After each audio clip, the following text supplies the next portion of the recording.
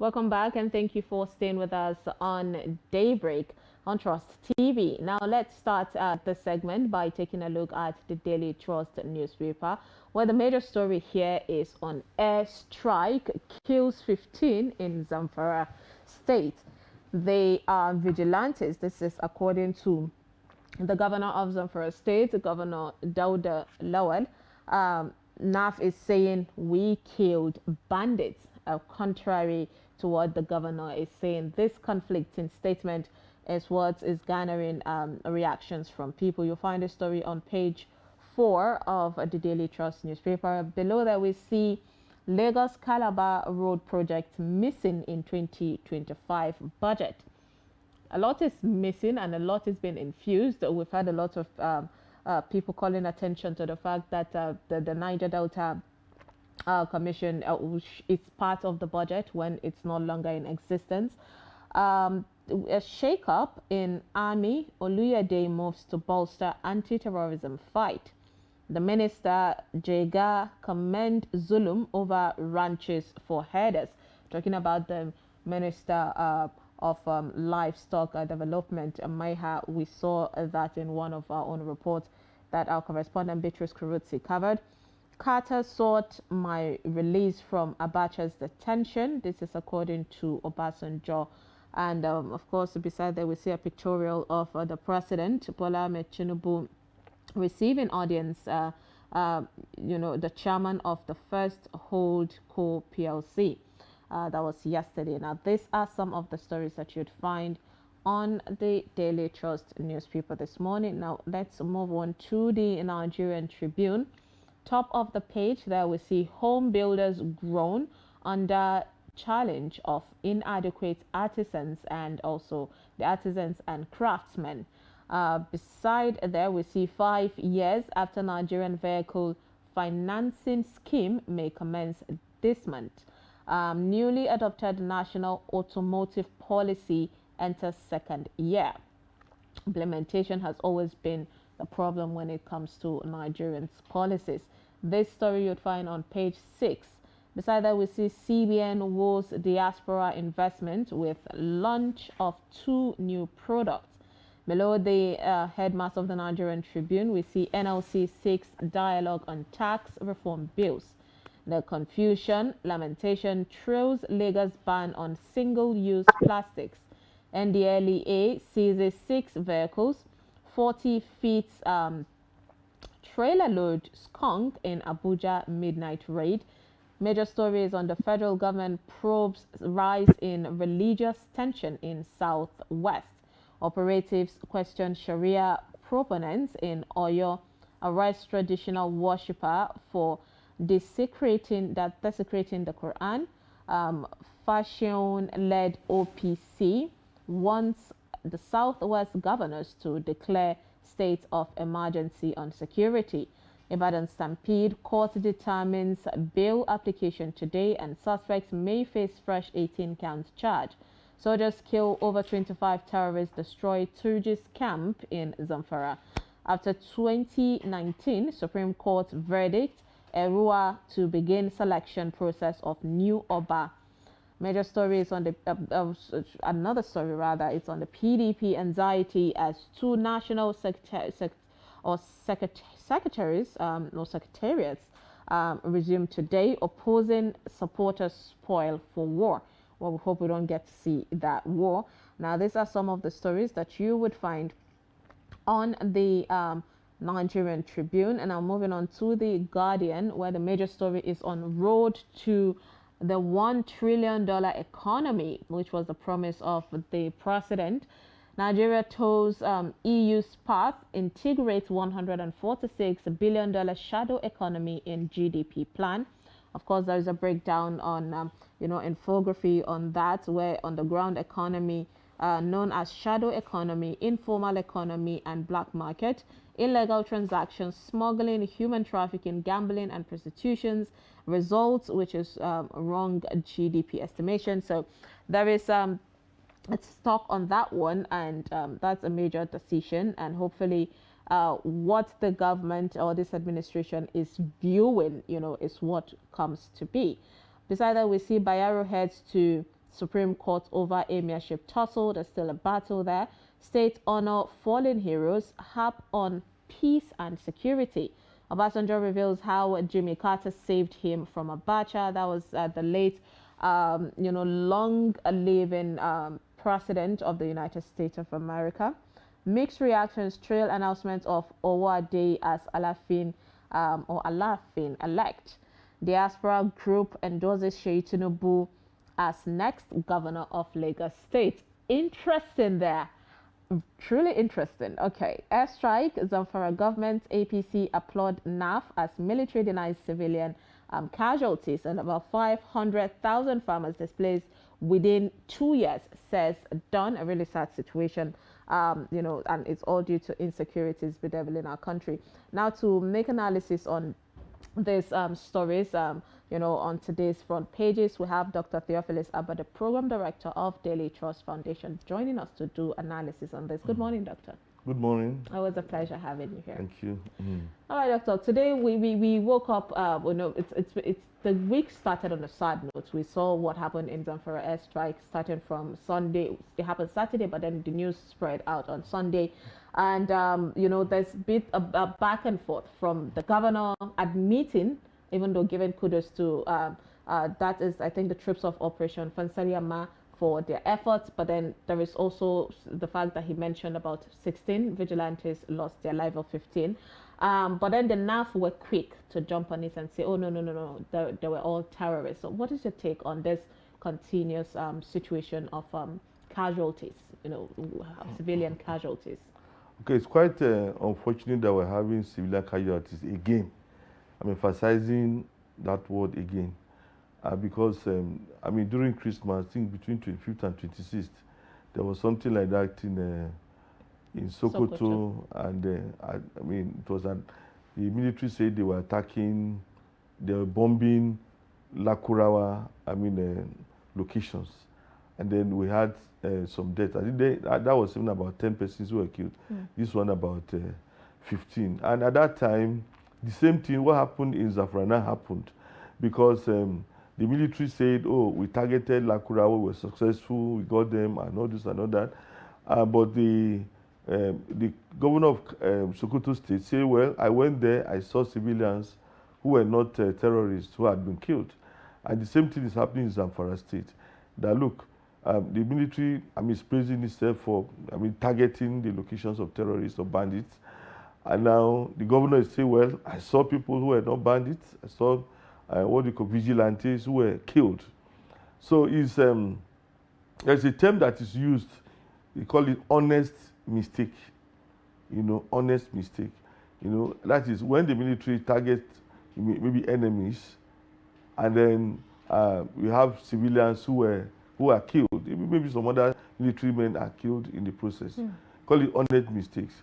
But in several climes, with what we call precision in military operations, those honest mistakes had to be minimized. If you are targeting a location, there are drones that can say, okay, this is precisely where we are targeting. This is the house that we are targeting, and this drone will deliver, the weapons will bomb the location so that there will be minimal casualties in terms of civilians or those who are not terrorists. And this modern warfare, is no longer the kind of physical physical kind of war. A lot of technology has gone into it, and I think that if the military has bought into that, because I see that look, they use drones, they use the bomb and bombs and bomb locations and things like that. But then there has to be a lot of precision. They have to be, they have to be very more careful than they have been. And actually, there are procedures, for achieving this. You don't just bomb a location. You have to work with those who are on ground. Intelligence. You have to the intelligence gathering with the local communities. You have to be able to say, okay, yes, we are so sure that this place we are locating, that is where these guys are. You don't say, okay, let's bomb the whole village because we feel that it's infested by terror. No. There has to be a way of targeting some persons. So, okay, this is their leader, or this is their commander, or this is the kind of, this is where this person is, and then you target and hit that individual. And we have seen it. But incidentally, if we have been fighting Boko Haram for over 15 years now, and we are fighting bandits for over 10 years now, you know, the military, I mean, supposed to do better. Actually, some of us are glad that they are going after these terrorists. They are going after bandits. Because in the past, to see them wait and bandits will attack, then no attack, or the terrorists will attack, then they will reply. But now they are going to locations. They are being. I mean, it should be. That is how it's supposed to be. But then we have to reduce the civilian casualties, because if you keep killing civilians, you know, these civilians will not turn against you. They say, ah, these guys are just killing us.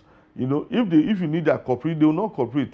It's okay. Anytime, I mean, they're attacking a location, they will always kill the indigenous, the innocent people are always killed. So we are not going to cooperate with them. So if you need information, if you need support, if you want to do CONESA and you want them to be involved, if you want to be embedded, people will say, no, we don't want you. We don't want you because you always kill us. Too many. So I think they have to up their game, actually. It's not enough for them to say, oh, we got the target terrorists.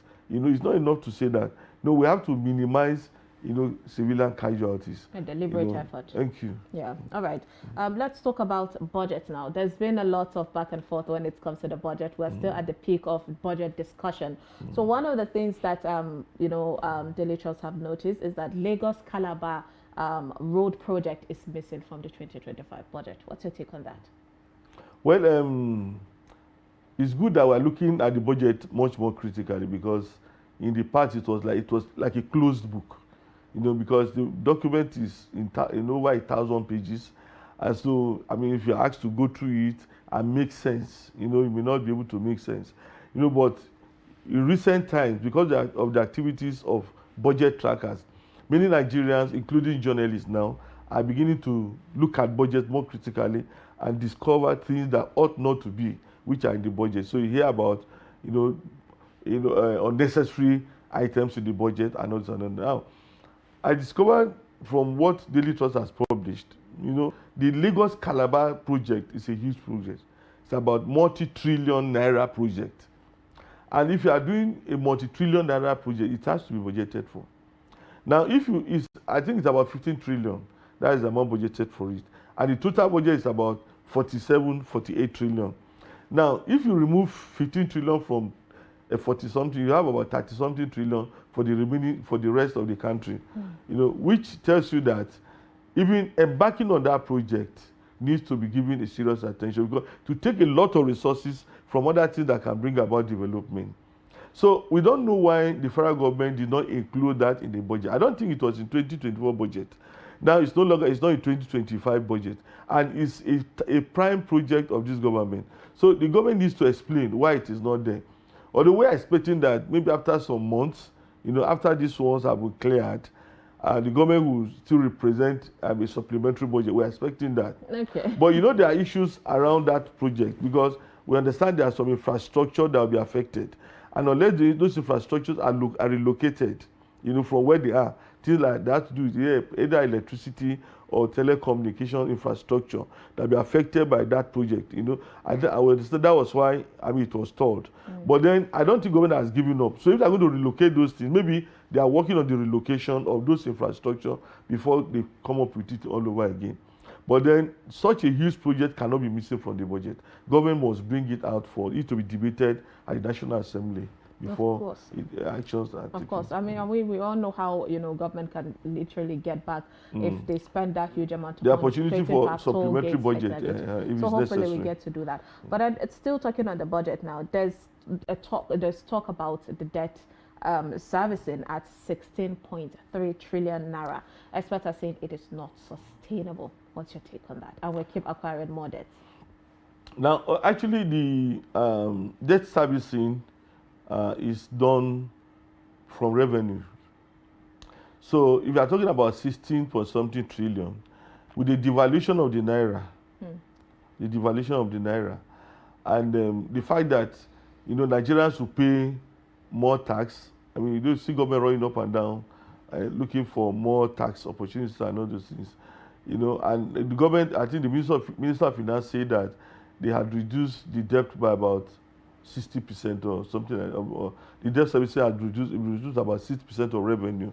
So we're expecting that perhaps there will be a way of ramping up revenues to ensure that those debts are paid. But the fact remains that the debt servicing, the country's debt servicing, is not helping development. The money that is being used to service the debt, the issue of debt servicing is not just repayment of the principal yet. Talking of, say, okay, the interest on these loans, you have to keep paying them. That is what we mean by debt servicing. Yes, the accumulated over. So you have to keep paying the interest before you even talk about the principal. So if we keep paying, if we generating money and everything being used to pay debts, the implication is that we will not be able to embark on development projects, or we have to keep borrowing to do projects. And I think that is the route that this government has taken. Okay, we are using so and so amount of money to pay debts. Okay, now let us acquire more debt, maybe at a lower interest rate, and then carry out projects. But the problem with loans that we have taken over the years, so some of us have criticized government on this matter, is that most of the projects were not executed to the point of generating the revenue to pay back those loans. You see, if you see water projects, road projects, if you see educational projects, so most of these projects that are supposed to generate revenue were not properly carried out. Some of them are abandoned. How the train also happened, after the banditry attack. After the banditry, so and you are actually you have to pay the Chinese. You have to pay them. Meanwhile you are not generating revenue, and that's a classical example of what we are talking about. You did this train service to generate revenue to pay. Now you can't generate revenue, and that is just one item. And you have many other loans that have been taken. The worst of them are the loans taken in the name of conditional cash transfer. Where you say, okay, we have so and so millions of Nigerians. We'll give them 20,000 every month. To bring them out of, to elevate them, to lift them up out of poverty. And then this money, we are not getting it back. The money has ended. We don't even know. There's no integrity in how the money is being distributed. If you ask for the data, they will say, oh, the data is somewhere. The government came and said the previous data was not believable. Even governors say, look, this data you have is not believable, it's not credible. We're just back to yes, corruption. You can imagine how much how much IMF money went into those things, and then we can't give a proper account. So if we keep taking these loans, we are just roping ourselves in debt, forever debt, and then there won't be development. Well, that's really sad. And we're keeping an eye on the budget and see how they plan it better. Thank you so much. Due to time, we have a lot to discuss, honestly, but due to time constraint, we'll have to put a stop to it. So I appreciate you always, Dr. Theophilus Abah, for joining us. Thank you very much. All right. And with that, our viewers, we've come to the end of today's Daybreak on Trust Television. Make sure you stick with us. Tomorrow another episode of Daybreak would come to keep you up to speed with what is going on in your country. Please do stick around. Top of the hour, Emmanuel Fashemi would bring you 360 Sport. I am Sumaya Abubakar. Do have a